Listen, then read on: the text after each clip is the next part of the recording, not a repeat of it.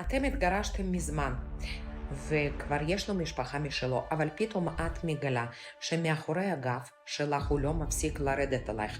לא רק מאחורי הגב שלך, כל פעם שאת נפגשת איתו, הוא משפיל אותך, הוא כועס, הוא מתקשר להורים שלך והוא אומר כמה את לא בסדר וכמה את רעה, וכמה את פישלת והרס את כל מה שהיה, ואת לא מצליחה להבין מה הסיבה.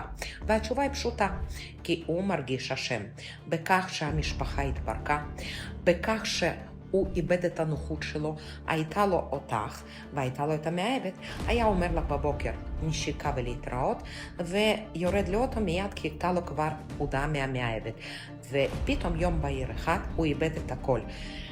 וזאת הסיבה שהוא כועס, הוא לא מצליח לסלוח לעצמו, והוא לא מסוגל להתמודד עם רגשות אשם. מה את כן צריכה לעשות? התעלמות מוחלטת.